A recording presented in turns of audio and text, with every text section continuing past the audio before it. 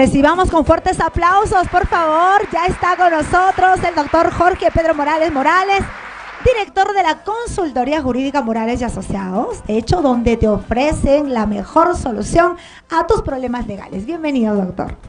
Muchas gracias, Yuli. Nuevamente acá, encantado de poder estar en tu programa y poder absolver aquellas consultas que tiene tu público y esperando resolverlas con tanta claridad y fluidez como sea posible. Excelentísimo. El día de hoy justamente vamos a hablar un tema preocupante para muchas personas y definitivamente que nadie quisiera estar en ese lugar. Vamos a hablar del desalojo. Exactamente, Yuli. El desalojo es un tema pues continuo de constante formulación de disputas, ya que no todos tenemos el anhelado sueño de la casa propia o del comercio propio. Entonces es algo asiduo y concurrente a las materias judiciales que tenemos dentro de nuestro distrito judicial. Correcto. Iniciaríamos con una pregunta así simple como ¿qué es el desalojo por ocupante precario? ¿Qué es un ocupante precario? Yuli, tenemos que tener claro que cualquier pretensión, primero, para recurrir o ir al organismo jurisdiccional buscando una tutela de derechos, tiene que estar enmarcada dentro de un ordenamiento. En este caso, el desalojo es una figura jurídica que está establecida en el artículo 911 del Código Civil, por el cual una persona va a ser expulsada, por utilizar un término, de una propiedad inmueble que no es de su propiedad. Entonces, en base a eso es que se genera la figura del ocupante precario.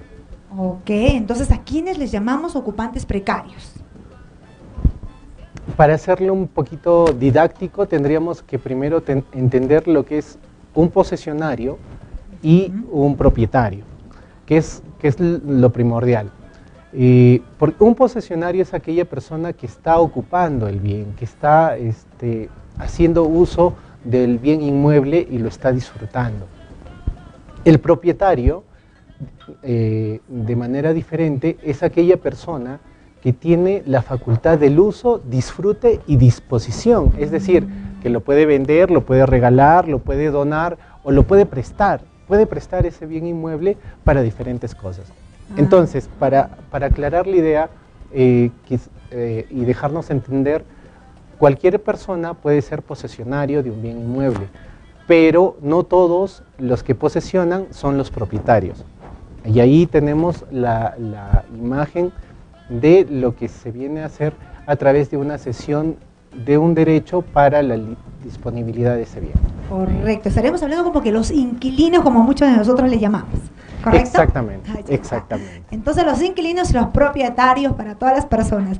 Ahora, si hablamos de los desalojos, en este caso, ¿cuál es la finalidad de un desalojo, doctor? Bueno, la finalidad del desalojo es sacar, expulsar, o en términos sencillos, votar a una persona que está ocupando un bien inmueble, una casa, un departamento, un local comercial de manera indebida, porque ya no tiene la autorización del propietario para estar ahí. Entonces, esa es la búsqueda y la finalidad que tiene esta figura jurídica. Debemos entender que para ir al órgano jurisdiccional, previamente en estos casos de derechos de libre disposición, es necesario ir primero a una conciliación extrajudicial. Si ahí fracasamos en un acuerdo conciliatorio, entonces recién vamos a acudir al organismo jurisdiccional. Otro tema importante, Yuli, que es necesaria para orientar a tus televidentes, es que de acuerdo a la cuantía del alquiler, ¿no?, es que vamos a tener en cuenta para acudir a qué organismo jurisdiccional, si es al juez de paz o al juzgado civil. Y eso depende de las unidades de referencia procesal. Ah, también tiene que ver esto.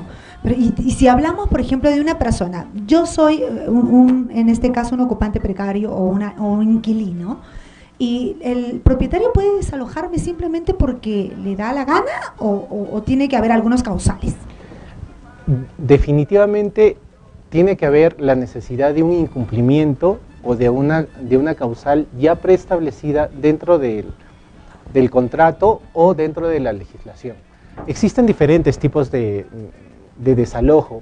Uno es por la falta de cumplimiento de pago de los aranceles o de los arriendos, como nosotros lo conocemos en el argot común, por un tiempo determinado, que puede ser, si los pagos son mensuales, tiene que ser la falta de pago de 2 meses y 15 días de retraso de ese alquiler.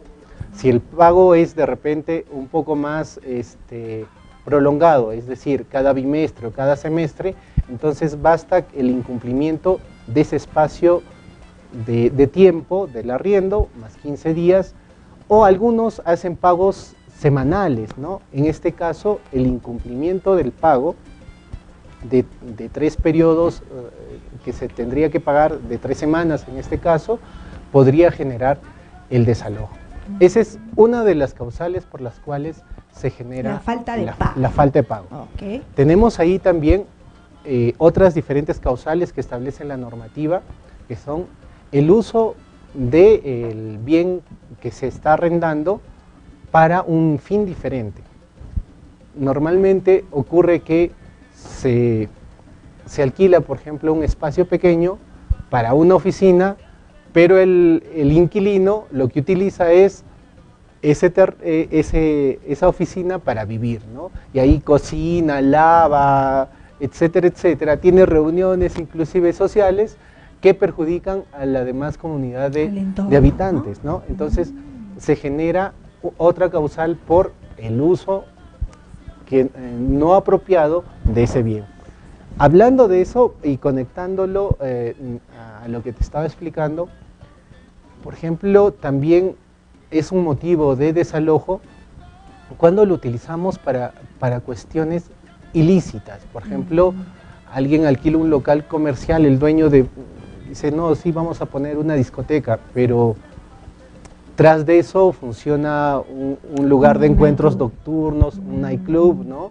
O de repente se está utilizando para una fachada para el tráfico ilícito de drogas. O trata de blancas, cada cosa que se está viendo, ¿no? Entonces, estas situaciones ilícitas que pueden estar utilizando enmascaradamente son una causal para el desalojo, entre otras que podemos encontrar. Bueno, definitivamente, doctor, es importante que conozcamos estos puntos. En la actualidad, por ejemplo, tenemos la pregunta de uno de nuestros televidentes, doctor, y nos pregunta, doctor Morales, yo tengo alquilada la casa ya por 3 años, pero en este caso los ocupantes precarios o los inquilinos no han pagado ya aproximadamente 9 meses y se rehúsan a salir de casa. ¿Qué es lo que puede hacer? Bueno, me parece que definitivamente he sido claro, porque me has entendido, que la falta de pago ya, y si ya se ha culminado el contrato, entonces ocurre que es un ocupante precario. ¿Quién es el ocupante precario? Como lo hemos dicho, es aquel que no tiene ningún documento que acredite la posesión, ninguna facultad de parte del propietario para que él siga ocupando esa posesión.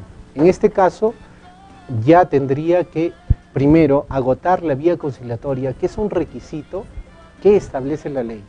Si no se agota esto y se van directamente al Poder Judicial, lo que va a ocurrir es que el órgano jurisdiccional, el juez, va a decir que esa demanda no ha cumplido los requisitos de admisibilidad. Por ello, primero, antes de irse al Poder Judicial, es importante que acudan a un centro de conciliación con un mecanismo alternativo, pero que es obligatorio de cumplir antes de postular a una demanda judicial. Esto es importante entonces, porque definitivamente hay personas que no quieren salir, ya se creen dueñas de casa, porque hay muchas personas que alquilan la casa y bueno, pues viajan, no están aquí. Pero hay algunas personas que se quieren pasar de listas, pues, ¿no? Y quieren quedarse con la propiedad. ¿Hay opción a que se puedan quedar con la propiedad, doctor? Ya yéndome yo a otro lado. Bueno, en esta situación definitivamente no, porque se les cedió la propiedad con un documento, con un contrato, y entonces no podrían generarse, entiendo que tu pregunta va orientada a la posesión por prescripción para obtener el bien inmueble.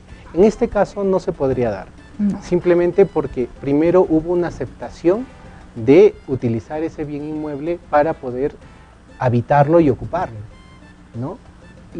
Lo que ha generado que el incumplimiento de este contrato por parte del inquilino ya genera la figura de la condición de ocupante precario. Ah, correcto. Ahora una pregunta más, doctor, para preguntarle, ¿qué es un URP? Estás muy atenta a lo que he mencionado. La unidad de referencia procesal, como mencionaba anteriormente en una respuesta, de acuerdo a los montos es que de alquiler es que se va a determinar a qué juzgado voy, si es al juez de paz o al juzgado civil. Entonces, una URP es una unidad de referencia procesal en base a la cual se sacan los montos para pagar tasas y aranceles judiciales. En este caso se acudirá a un juez de paz si el monto del alquiler es menor a 5 URPs, unidades de referencia procesal, que en la actualidad están en 415 nuevos soles. Cada año el Estado peruano va variando el monto de las unidades de referencia procesal. Interesante en realidad. Yo creo, doctor, esta gran entrevista no puede irse sin una recomendación, que es importante recomendar a cada uno de nuestros televidentes que tengan casa, que sean propietarios o que sean inquilinos, ¿no? Bueno, lo que yo recomendaría es que antes de dar un contrato de alquiler, esto sea revisado y verificado con un abogado. Es importante prever el problema a después buscar soluciones cuando ya se ha generado la situación conflictiva. Un buen contrato los puede ayudar a tener claras las cosas y no estar acudiendo de manera recurrente al Poder Judicial. Esto es importante realmente. Hagamos bien los contratos y qué más que los revise un gran profesional, y podemos encontrarlos en Morales y Asociados, donde ya lo saben, donde te ofrecen la mejor solución a tus problemas legales. Doctor, ¿dónde podemos ubicarlo, por favor? Yuli, nosotros estamos ubicados en Girón Nemesio Raez 498, en el segundo piso, oficina 203. Para toda tu teleaudiencia estaremos gustosos en apoyarlos y servirlos. Muchísimas gracias. De igual manera tenemos en pantalla los números telefónicos a donde ustedes puedan contactarse o de igual manera acudir a un gran profesional. Ya lo saben, transparencia total, que es lo que tú tienes que buscar, y profesionalismo que encontramos en Morales y Asociados. Fuertes aplausos, por favor, para el doctor Pedro Morales.